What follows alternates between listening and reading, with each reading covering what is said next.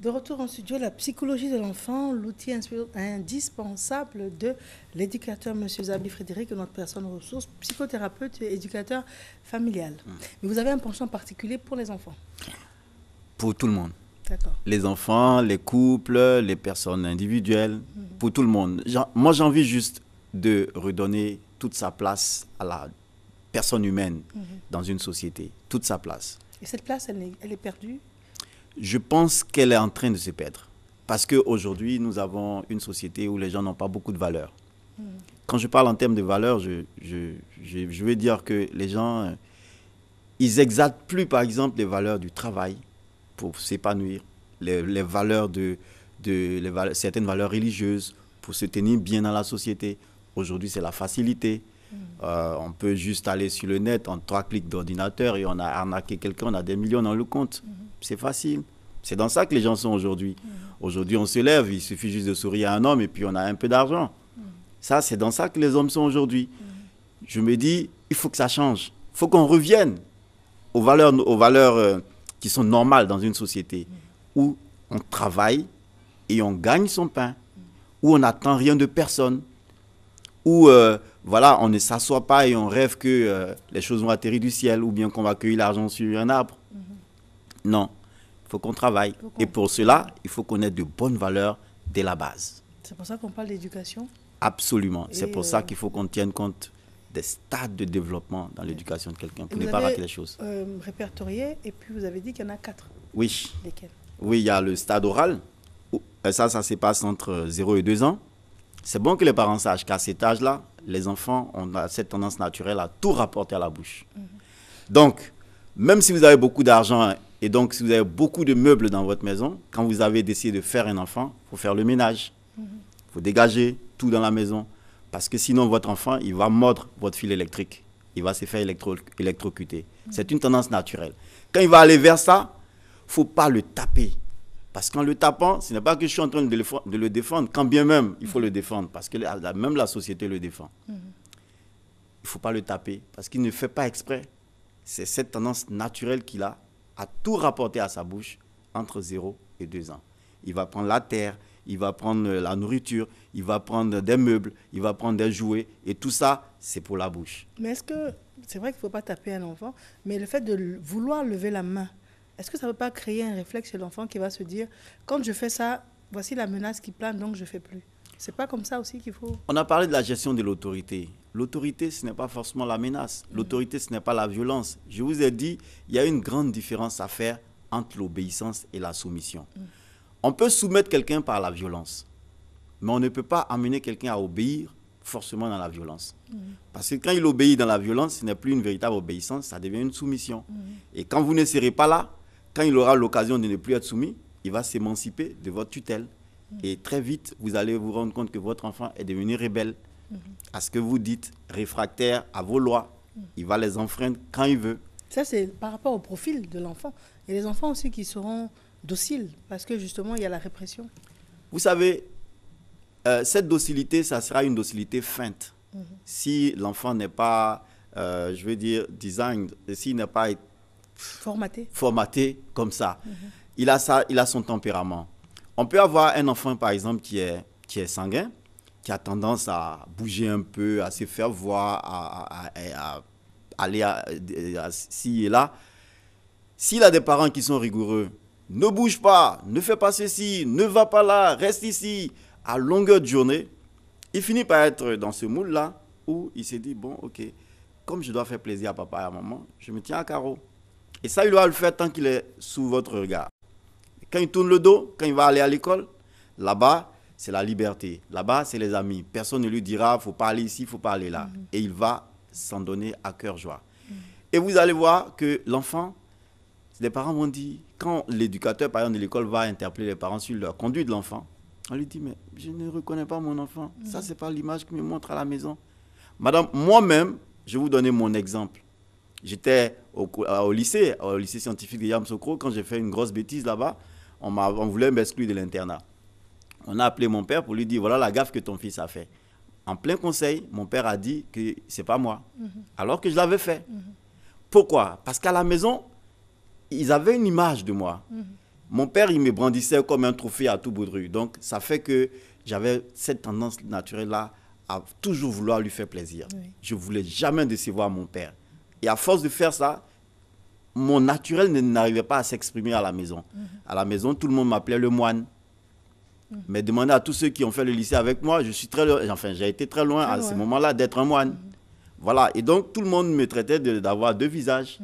Et ça, c'est le cas qu'on arrive à observer quand l'enfant, il est à tout moment brimé par la violence physique, par la violence verbale. Ce n'est pas nécessaire dans l'éducation. Très bien. Alors, vous avez dit le premier stade, c'est le stade oral, de 0 à 2 ans, où l'enfant ramène tout à la bouche. Oui. Et là, il ne fait pas exprès, c'est inné. C'est inné. C'est la manière de découvrir les choses, en fait. Voilà, c'est cela. Et le second stade, c'est le stade anal. Vous allez voir à cette période-là, pour les Africains, quand on va purger l'enfant, par exemple, il va faire de la rétention.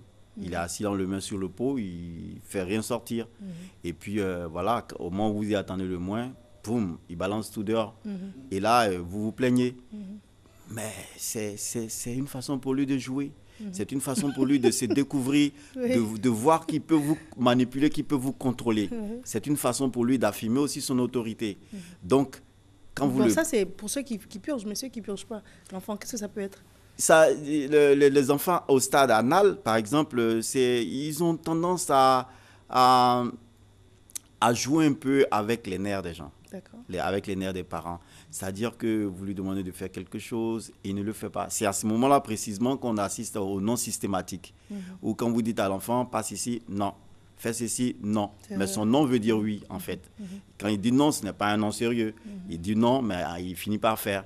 Donc, ce n'est pas parce que vous avez dit à l'enfant, fais ceci, il a dit non, que vous allez dire, oh, mais non, mais bam. Non, ce n'est pas comme ça que ça fonctionne. C'est ce moment-là où il est à l'âge de la négation. Voilà, la négation systématique. Mais quel est le rapport entre la négation et puis l'anal, le côté anal? Le côté anal ici ramène à un certain plaisir.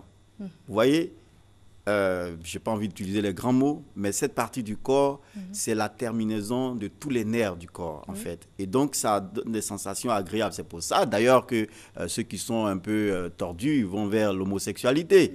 Je parlais des hommes, par exemple. Et voilà. Donc, c'est ce plaisir qu'on prend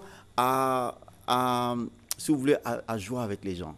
Voilà, c'est ce plaisir-là que l'enfant il commence à développer ici. C'est une façon pour lui de s'affirmer, de montrer son autorité. Voilà. Et donc, il faut que les parents comprennent cela également, qu'ils ne se disent pas que c'est anormal. Voilà. Mais c'est essentiellement lié à la négation. Voilà, la négation systématique. Donc, voilà, il y a le côté où il rapporte tout à la bouche, ensuite où tout est non. Non. Voilà. Et le non, en réalité, c'est pas forcément non. Non, mais c'est par principe. Voilà. Et ensuite?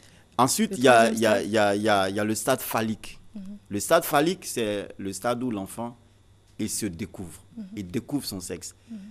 Vous allez voir que de 0 jusqu'à 2 ans et demi, 3 ans, un petit garçon, il se prend un peu comme une petite fille. Une petite fille, elle se prend aussi souvent comme un petit garçon. Ils n'ont pas vraiment cette idée claire de qui ils sont. À partir de 3 ans, 3 ans et demi, ils commencent à se découvrir réellement. Et là, voilà, le petit garçon, il a très souvent la main dans le caleçon en train de jouer avec son petit kiki. Et tout ça, il découvre que, attention, là, moi j'ai un kiki et ma petite soeur ou bien ma grande soeur, elle n'a pas de kiki, elle a un toto. Excusez-moi si j'utilise ce terme-là, c'est pour que les parents comprennent. Voilà. Et donc, c'est à ce moment-là, il découvre en fait qui il est réellement. Et il y a une des erreurs que les parents commettent.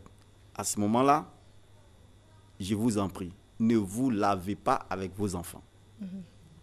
Parce que sinon, vous allez en faire des vrais monstres, sans le savoir. Oui, parce qu'ils vont découvrir des choses qui vont, premièrement, les choquer. Mais pourquoi se laver avec un enfant? Il y a beaucoup de parents qui commettent cette erreur. Oui, il y a des parents qui le font. Pour eux, il y a des parents qui se promènent nus devant leurs enfants. C'est cette aberration qu'ils le font, je ne sais pas pourquoi. Dans la culture africaine aussi? Vous savez, les cultures africaines, il faut faire attention avec ça. Je prends par exemple certaines communautés pygmées comme au Gabon. Les gens, ils n'ont juste qu'un cache-sexe. Et tout le corps, il est dénudé.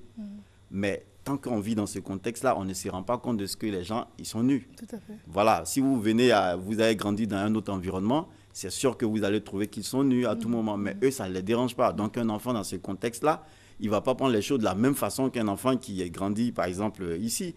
Voilà. Donc, si vous vivez dans un contexte où à tout moment on est habillé, quand vous êtes chez vous à la maison, vous devez savoir que vous êtes le premier top modèle de vos enfants. C'est vous qui le regardez, c'est vous qui le copiez. Donc, si vous vous promenez la poitrine en l'air pour les femmes à tout moment, ou alors en petite culotte pour le père à tout moment, ne soyez pas surpris quand votre fille a 14 ans, elle est nue dans la rue. Et on se plaint. Mais l'enfant, il a copié servilement ce qu'il a vu à la maison. Voilà, donc... Monsieur Zabi, vous êtes une source intarissable. Ça, c'est un constat. Et à chacune des étapes, j'ai du mal à suivre le conducteur parce que ça m'inspire des questions qui ne sont pas dans le conducteur qu'on doit suivre. Mais je pense que le public apprécie parce qu'on nous apprécie pour la qualité des questions. Donc moi, je pense que ce serait dommage de speeder là-dessus pour boucler aujourd'hui. Parce que tout ça, ce sont des leçons de vie et des leçons également pour les enfants que les parents devraient savoir et puis appliquer. Donc, à ce stade, ce que je propose, c'est encore que l'on fasse une pause pour revenir la semaine prochaine pour continuer à débattre. Pour nous, on mettra le temps qu'il faut, mais il faut qu'à l'issue de ces différentes émissions, nous soyons tous au même niveau d'information et que nous puissions tous éviter ces erreurs basiques. Si vous êtes d'accord avec moi? C'est avec plaisir que je me retrouverai ici tous les jours pour donner le minimum que je peux donner à la Côte d'Ivoire. C'est ce que je lui dois. Donc, je remplirai mon devoir. Merci à vous. Merci beaucoup. On vous joint comment? Au 07 65 29 27 ou au 01 38 38 51. Très bien. Nous, c'est le principe, le concept de Matin Bonheur que vous appreniez énormément en suivant ces matinales. À tout de suite, nos invités de la direction commerciale et marketing vont s'installer.